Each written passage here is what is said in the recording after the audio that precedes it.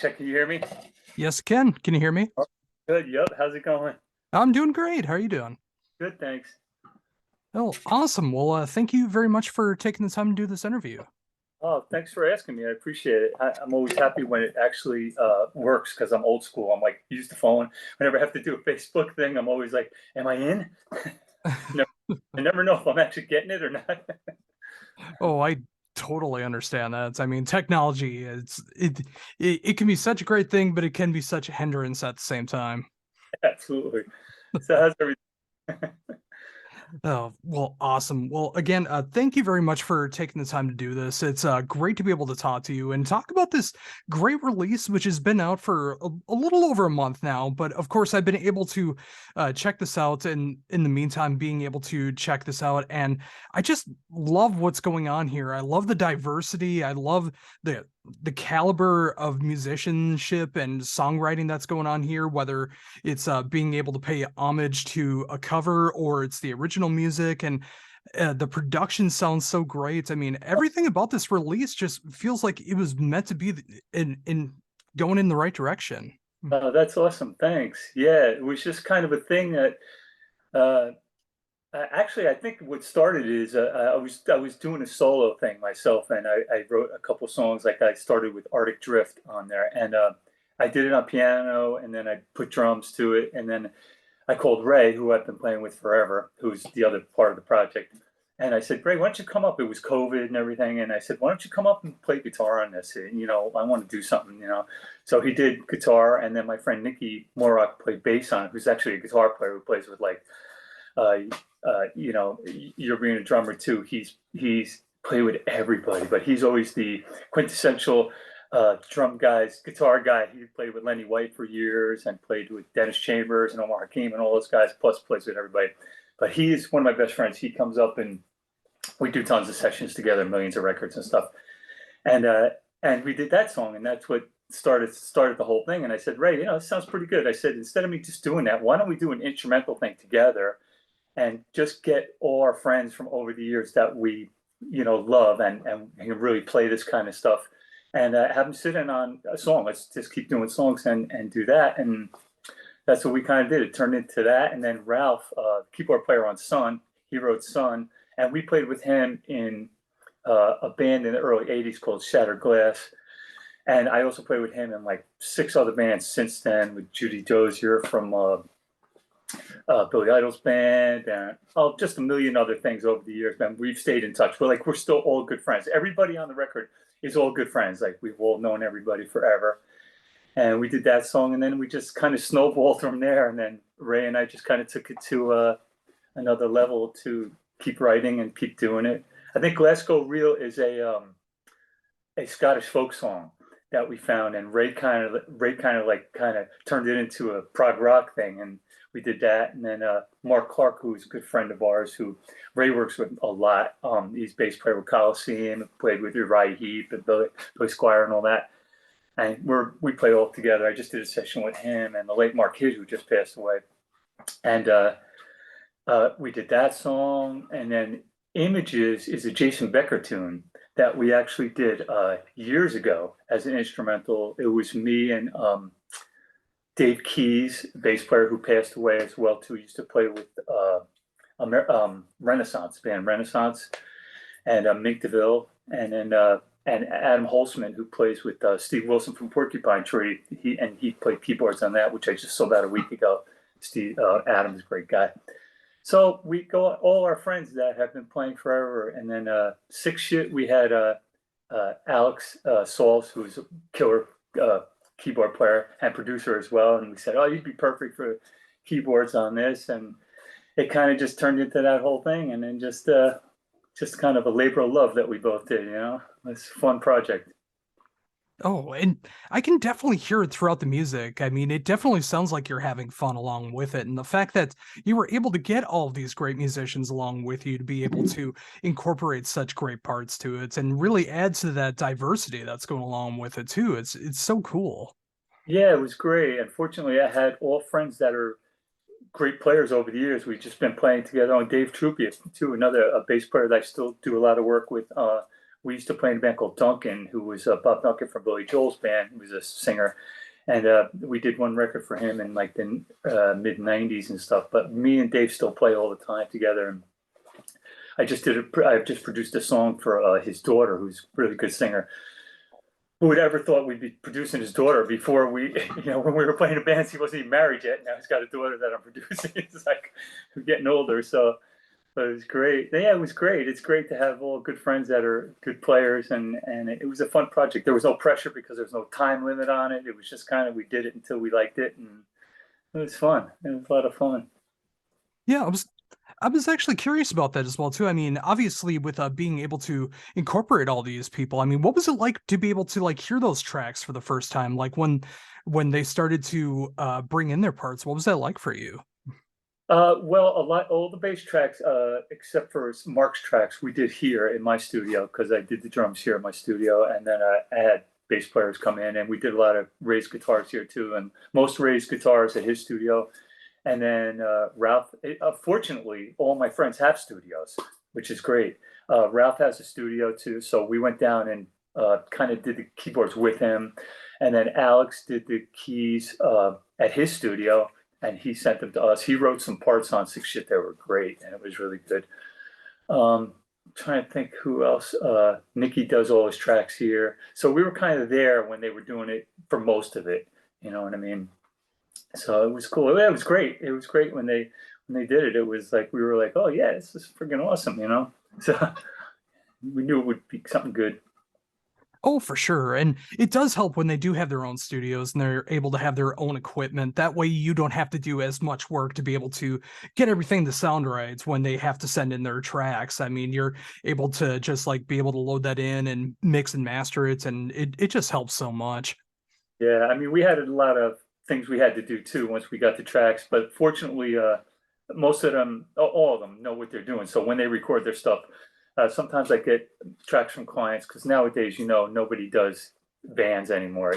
I mean, you do a band, but nobody records at the same time anymore.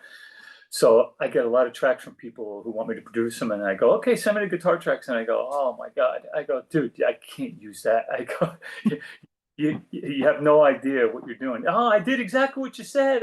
I kept it at a good level. I said, but you did that on the output, not on the input. So now when I switch to input, it's slammed, and it's just distorting. And I didn't know how to do that exactly. That's why you got to come here.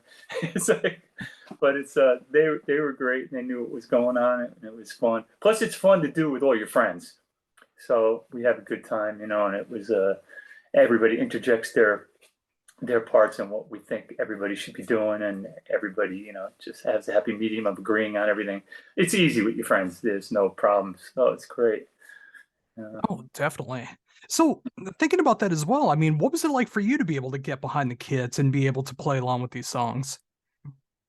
uh well, I mean, it was great. I mean, they started with me and Ray, so Mhm. it was pretty cool. The only one, Six Shit, was the only one that Ray kind of wrote a lot of that one, and I tell people the song really should have been called "Son of a Bitch" because every time I think like, oh, I got that part, no problem, I go in, I hit play, and I track it, and I'm like, "Son of a bitch." It was like an odd thing to get some of the parts, and then once you locked into it, it was great. But it was like some of it was a challenge, and it was great.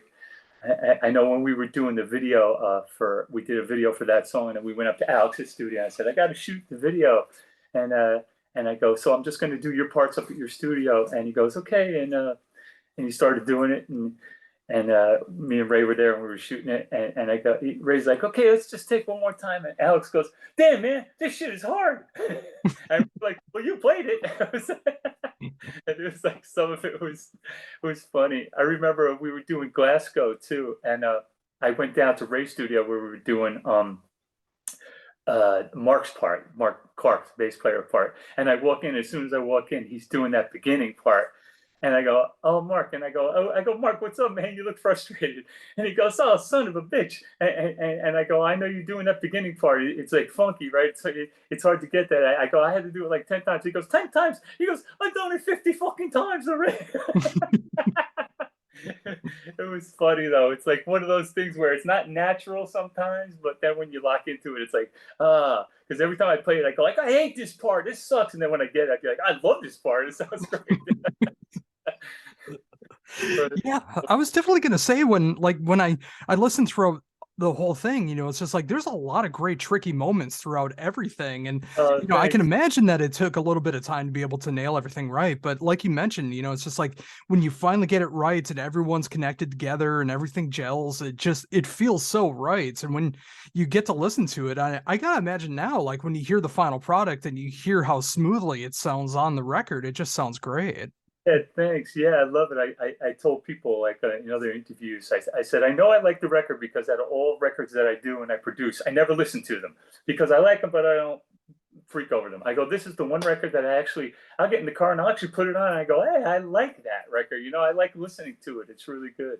It's funny when I did when we did Sick Shit, I was doing the video here, and Dave Truppi, a bass player, came down and was here, and he saw the video, but I did actually the whole track myself of playing drums on it because I figured when I edit it, I'm going to pick out video wise, I'm going to pick out those parts wherever I use it in the video, but I'll do the whole track, and then this way I can just grab it if I want that. I'll just grab that part and put it in there. And he watched it and he goes, "Oh man," he goes, "I never heard you were doing those little hi-hat nuances until I see him." He goes, "It's so different when you see it on the video. It's such a difference, that, and so people don't realize all the little things you're doing until you see it sometimes. Even my wife says, she goes, sometimes when I hear the song, she goes, every time I hear like Glasgow or Sun, we did videos to that too. She goes, now I can't listen to the song. She goes, I see the video in my head and I see what you're doing. Every time that part comes up, I think of the video and I think of everybody's parts in there. So it's a big difference with the visual too. It's funny. Oh yeah, and there's so much that can be added with the visuals as well too. I mean, of course, audibly, just being able to comprehend everything that's going on, but visually, especially when all of you are able to show off different parts of what you're playing, and of course, having that mix throughout the video, it's so cool because there's like some moments like that, like the hi-hat moments on there. It's just like you're able to really see what's going on, and then it Right. is like that is all you can hear when you hear it now. Yeah, exactly. It's like you hear stuff that you never heard, but now you only hear that part because it's like, oh, I never knew he did that. And now it stands out. It's like that's what I love about the video. I just hate making them because they take forever to do. Like a Yeah, nightmare.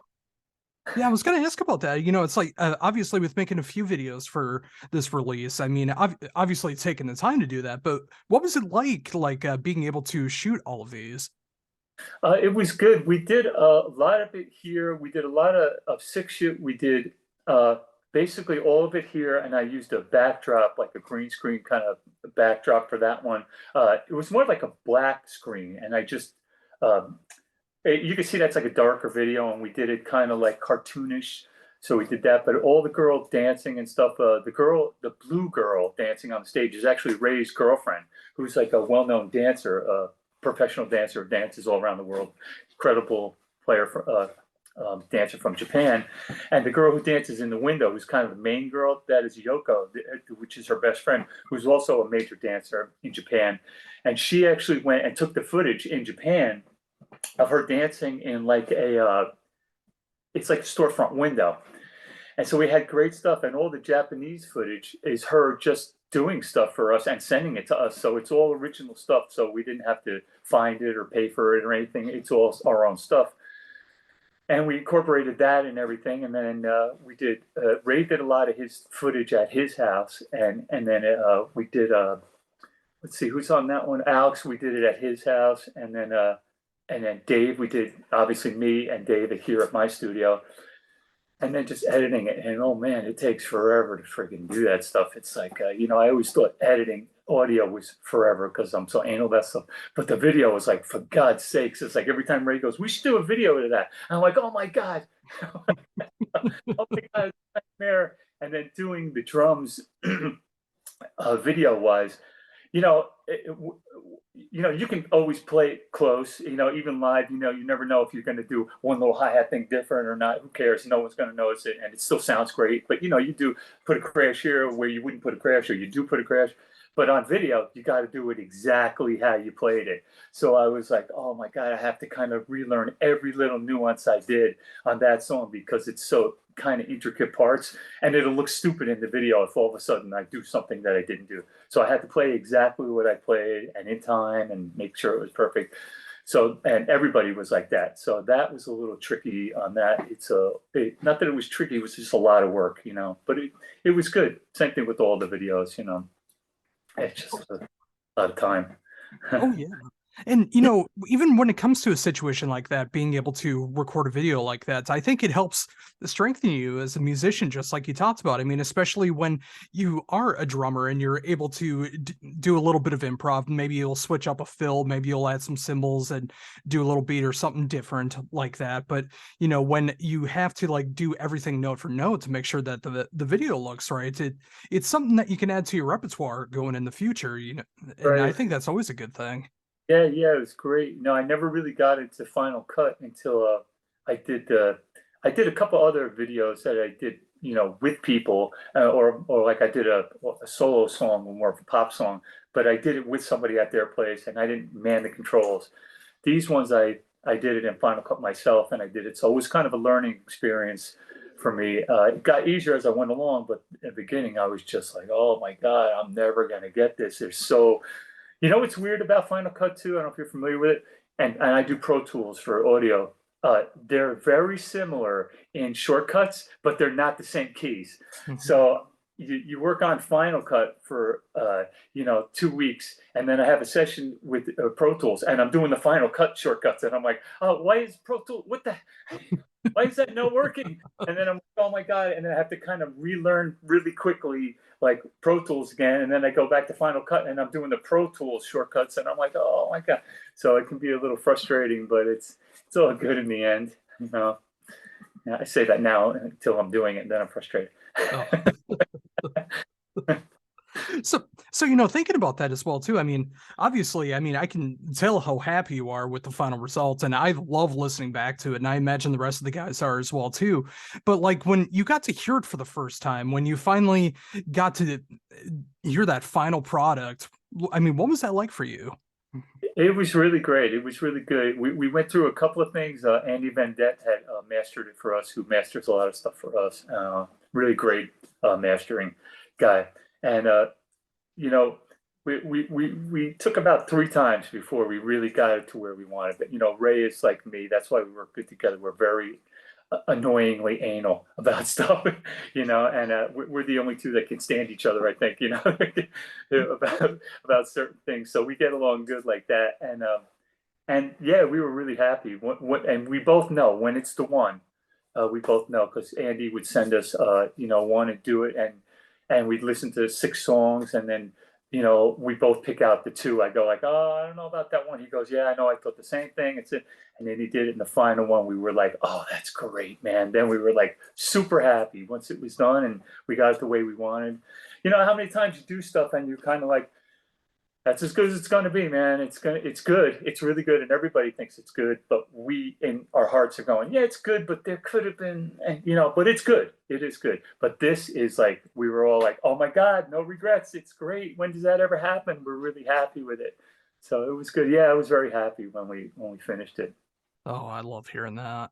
And of course, audibly, there's so much great things going on. And of course, visually, but the videos, it's great to be able to watch along and see the interpretations. And of course, the added story that goes along with it as well. But, of course, visually, also what's going on is I appreciate the album cover as well, too. I love the colors that's going along with it. And I feel like it's a great fit for the release. Oh, that's great. Thanks. Yeah, that was just I think Ray found that picture of us and we said, oh, that's the perfect picture for us. So we did that, and then we used that as back cover too. And then inside cover, we just I don't know if you've seen the CD or not, or you just seen the downloads. Just the download, sadly. I know CDs are kind of like far and few between now, but yeah, it's all good. We have pictures of everybody on there, and did the coloring was good and everything. Yeah, we were pretty happy with everything. So it was all good. And I love hearing that too. It's like obviously with the physical product, like you mentioned, it's harder and harder to be able to get those. But I still love when when someone is willing to put like the effort to make sure that the physical product looks as good as it possibly can. So, you do add those added photos or artwork or whatever else you need to in the booklets or the inlay. There's so many things that can go along with it. And when you put that professional packaging into it, you appreciate it that much more. Oh yeah, thanks. Yeah, yeah. We really we went crazy on stuff, and we had a friend of ours, Jim, and did photos for us for like press releases and stuff. His major photographer, great guy, and it was really good. Yeah, it was all good. So we're pretty particular about everything. We don't let anything go. Everything has to be just so with this project because it's our project, and we're very particular about music's got to be good, bio's got to be good, EPK's got to be just right. Everything's good, and yeah, it's good. Yeah, we're very happy with everything. So it's all cool. Yeah. And speaking of that and being particular, like how did you know like what kind of setup you wanted to use behind the kit? Like did you have to like was it hard to decide like what the heads and the cymbals and the drums were going to be? No, I kind of have my standard thing over 50 years, you know what I mean? I kind of use my same thing, my three rack toms and my two floors, and I kind of use that for everything. And if I it's just that's what I naturally have, my setup, and whether the song calls for it or not, I just won't play those things. I'll play what I need to play. But this stuff seemed to fit my whole thing because it's me playing and it's my stuff. So yeah, I knew this was what I wanted to do. It's cool. Yeah, I was gonna say because again, it's just like it sounds so natural. Obviously, there was hard, intricate parts that you had to learn, but just like with the setup and when I hear the fills and everything, it feels naturally your setup, and it's great to hear that audibly. Thanks, thanks. Yeah, no, it was great. Yeah, it was cool. It's just my natural thing all set up. I have a studio kit that I just leave in there, and I don't change anything. When I gig, I use other kits or they rent me stuff. But this stuff, I just leave it here because it's too hard to take down and break up, and I just have it set just where I want it to sound. So I just leave that kit where it is. So it's cool. No. And that's a great situation too, because I know how, obviously being a drummer, it's just like there's so much setup that goes into it, and you got to make sure that everything can be level and all the hardware is working right. And there's so much that goes into it. So when you're packing up and packing in all the time, it can get lost in translation. So the fact that you do have it set up like that in the studio to make it be the way that you want it to be is so great. Yeah, thanks. It's great. Yeah, this way I have a mic placement and I don't have to change it because it's hard for me being, wearing all the hats because I'm engineering it when I'm doing it. So luckily I can control Pro Tools from my kit in the live room, and I have a monitor there and I have a, punch myself in, and it's really great to be able to do that. I originally, when I had the studio, I had no way of doing that. I was actually running in here and giving myself a lot of lead time in the control room, and then running in there, and I listed a click, and then try to jump into it, and it was a nightmare. But this is really great now with all the what do I use for? I use Pro Tools has its own actual remote, which is great. I used to use the Nyric stuff, but that was good at the time. Now the Pro Tools has a really good one, and I have that set on my iPad, and then below I have a monitor, and so I can see where the stuff is coming. Oh my God, it's so much easier. And then I have my mics. I just leave exactly where I know my sound is. I have my mixing board where it is. That's why in my studio I don't really have drummers come in. I just do my own stuff here, and I leave it the way it is, and I don't have to reset everything, and got my sound, and makes everything a lot easier. And I gotta imagine that that makes for better takes as well too, when you're not constantly worrying about everything else around you. When you know everything's working right, you can just focus on doing the best tracks possible. Oh yeah, earlier it was so frustrating when I knew I had to punch myself in. I mean, what a nightmare it was to like run from the control room, slam the door quick, sit there, and give myself, and then I hear the click and I come in, and now I'm focusing on when I'm coming in, and it would come in half the time. Be like, what part was it again? Oh Jesus, it's like, what the hell? So it would take forever. Half the time I have my wife come down. I go, listen, can you just come down for 10 minutes and press three? Just do it for me. You'd be saving me so much time, and just punching me in. Sometimes I get her, some kind of, or I get the, yeah, I'll be right down. And in 15 minutes, I'll be like, are you coming down? Can you just come for 2 seconds? Like, yeah, so it's tough. It's funny. Ralphie used to do the same thing, a keyboard player, and we used to always joke, and I'd be like, I'd be like, yeah, I tell my wife, come down and do it. And he goes, yeah, tell Diane, this is his wife. Yeah, come down and just listen to something for a second. She goes, I'll be right down. He go upstairs and she's asleep on the couch. He's like, what happened to coming down? I thought you were coming down. So, you think it's cool having a studio in your house, but they're so used to it, they're so bored with it. They're like, oh, I don't want to come down and hear the song 600 times. It's like, so it's funny. Oh, for sure. But again, that is one of the advantages though, when you are able to just go downstairs, and especially with how you have everything set up now. I mean, especially when you are able to do everything yourself and you're able to set up everything that you need to, you're able to lay down these great tracks, get these great organic tones, which I really appreciate. So when I hear throughout the album, it's just like hearing the real notes being played rather than having them resampled. I mean, it's like you put a lot of work into this, and you can definitely hear it from the outside perspective, like how much it really went into this. Oh, thanks. It's great. Yeah, I really loved how it came out. It was very cool. Oh, And for one of sure. the times about having a studio is you never leave. You know what I mean? You're always kind of here. I have a friend of mine, David Henschel. I don't know if you've heard of him. He's a big producer. He did like first five Genesis records and Yellow Brick Road, Elton John, and George Harrison, to name a few. He's like a major guy. And I talked to him one time when I was building the studio, and I go, "Oh my God, it's going to be so great having the studio and everything." He goes, "Yeah." He goes, "The best thing in the world is having a studio in your house, and the worst thing in the world is having a studio in your house." I go, "Really? What do you mean?" He goes, "Oh, you'll see." And then another friend of mine said the exact same thing that we work with, and I was like, "You kidding me?" And then when I built the studio, I said, "I don't know what they're talking about. It's great having it." And then after you get here and you realize after a couple of years, you're coming down out of bed and you come in, you do a track, and then before you know it, it's 8 o'clock at night, and I'm like, "Oh my God, I need to go out of the house." And it's like now I see it's like sometimes refreshing to go to somebody else's studio, because it's like as great it is to have a studio in your house, you never leave.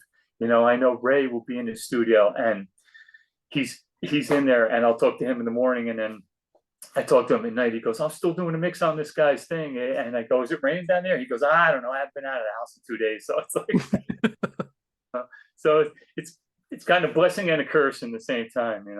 But it's great that you get to do what you want to do, and you can be anal without people sitting here, and you get it to where you want. When you have a client, sometimes you feel pressure and there's a rush to get it the way they want. They don't want to spend the money to sit here for an extra 2 hours where I get their guitar and I'm fixing their track, and they're like, "Well, what are you doing? I think it sounds great already." And I'm like, "Yeah, it sounds great, but you don't hear that it's not sounding great." Sometimes you get some clients that it's like they don't understand. It can sound a lot better, and you don't understand that it's not sounding great. That they don't hear that it's not. And then sometimes they'll leave, and I'll go, "Okay, you're good," and then I'll sit there for 3 hours and I'll fix it. And they come back and they go, "Wow, it sounds so great." And I'm like, "Yeah." They go, "Yeah, see, I told you it sounded good." I'm like, "Yeah, okay." It sounds good now, but you didn't know. So they don't hear it until the final result. That it takes a lot of time and a lot of work to get things just right. Especially now, day and age, where people can get things really good. It's you have to kind of keep up with that. You can't let anything be bad, because it's too easy to make things right if you can do it. So just gotta do it right. Absolutely. So thinking about that as well too, like obviously with this already being released and getting to enjoy it out now for everybody checking this out, what's going to be coming up next for you? Is there anything you can talk about production wise, or any of the projects that you're a part of? Is there anything coming up? Let's see. I mean, I'm just doing a couple of sessions that are not notable that you would know. I don't think they're just people that I've been doing it. I got Dave Troopy, the bass player. I'm still doing a couple of songs for his daughter that I got coming up. She just released a song not too long ago. Got some more things coming up with that. I got just regular old sessions. Ray and I were talking about getting together and maybe doing some more songs, and maybe depending on how this record does, maybe do another one. But it seems to be doing well, so we thought like maybe we should think about doing that and getting some more friends in there that we've used over the years, and get in there, because there's still some great players that we haven't used over the years that I would love to just to grab in there. I did a record a while back that I produced for this keyboard player, and then Tony Levin played bass on it, and love to have him come in and play on a tune or two and stuff, people like that. So they always have their thing, you know, you always find the right person for the right song, and it's great. So we're lucky enough to have so many friends that we consider great players. So it's good. Oh, Yeah. absolutely. And So that's got me excited, like if that does come to fruition, it's just like as much as I love what's going on here, I'm very excited about what a sophomore release could be. Just like learning everything that you learned from this one and then being able to apply it to the future. That's got me excited. yeah, that would be great. It would be great. So it's definitely something to look forward to.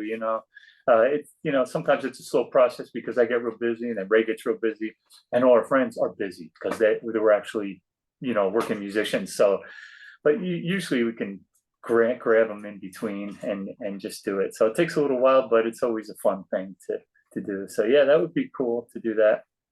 So. Oh, oh, for sure. And I think with that, I think that's a great note to end on. And I thank you so much for taking this time again to be able to talk to me about Best of Friends, available now through Vanity Music. I love what's going on with every single track.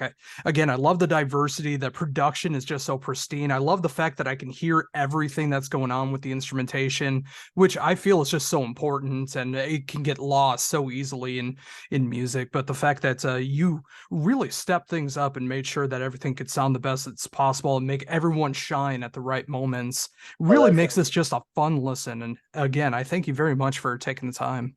oh, thanks. It's quite a compliment that you even asked me. I really appreciate it. Thanks so much.